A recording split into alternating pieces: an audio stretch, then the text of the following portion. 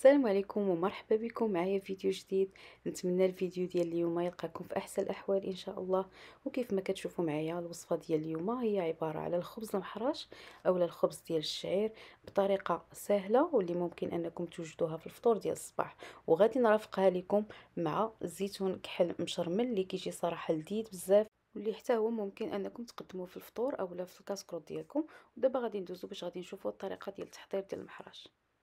وبالنسبه للمقادير غادي نحتاجو زلافه ديال الطحين ديال الشعير، زلافه ديال الطحين فورس، وزلافه ديال الطحين ديال القمح. عندنا الكمون حبوب، هذا كيبقى اختياري كيعطي غير البنه، ملحه، الخميره، سنيده، الزبده والماء دافي باش غادي نعجنو. غادي ناخدو العجانه وغادي نزيدو الطحين كامل اللي عندنا، اللي قلت لكم زلافه ديال الشعير وزلافه ديال الطحين فورس وزلافه ديال الطحين ديال القمح. يعني هنايا العبارات كيكونوا بحال بحال، ممكن تستعملوا القياس اللي بغيتو، زلافه صغيره كبيره يعني على حسب القياس اللي بغيتو ديال الخبز. غادي نزيدوا الملحه سنيده، الحبوب ديال الكمون اللي صراحه كيعطيو واحد البنه زوينه في الخبز، وخصوصا الخبز ديال الشعير. كنخلطوا هاد العناصر كامله مع بعضياتها، وعاد غادي نعاودو نوليو نزيدو الخميره اللي كنديروها هكا في الوسط، وكنزيدو عليها شويه ديال الماء وكنخليوها كتفاعل شي شويه، وعاد غادي نوليو باش غادي نزيدو الماء الكافي باش غادي نعجنوا العجينه.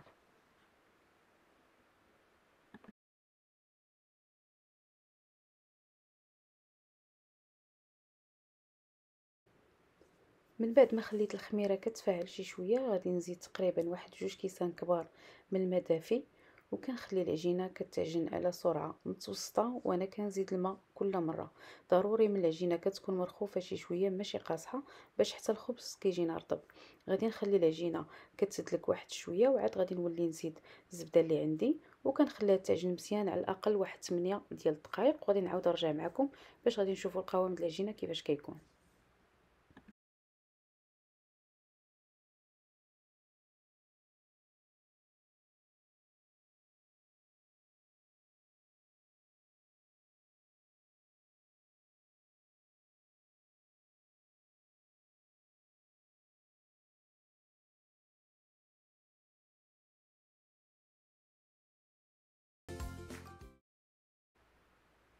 ومن بعد ما خليت العجينه ديالي كتعجن مزيان، كان هذا هو الشكل ديالها. يعني هذا هو القوام، كيكون بحال هكا خفيف، العجينه ما كتكونش قاصحه بزاف ولكن كتكون على هذا الشكل بحال هكا. غادي نخطيها وغادي نخليها كتخمر، وعاد غادي نعاود نعجنها مره اخرى وغادي نرجع معكم.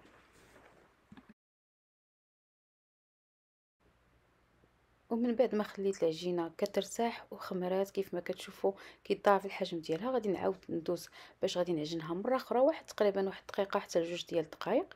ومن بعد غادي ندوزو باش غادي نشكلو الخبيزات ديالنا.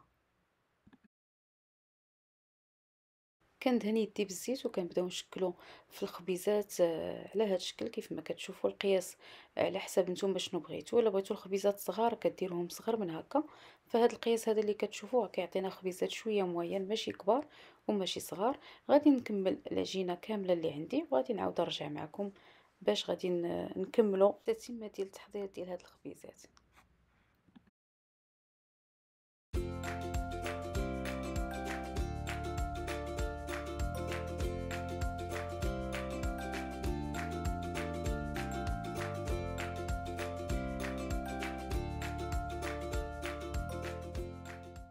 بالنسبه للتكراس غادي نحتاجو الماء والبلبوله رقيقه. انا هنايا استعملت الغليظه هي اللي لقيت موجوده، ولكن الا كانت متوفره عندكم رقيقه غادي ديروا غير رقيقه. كناخذوا واحد الكريسه اللي غادي ندوزوها في الماء هو الاولاني. عاد البلبوله كيف ما قلت لكم، البلبوله اللي استعملت غليظه، الا كانت رقيقه كان احسن، انا قضيت غير باللي موجود عندي.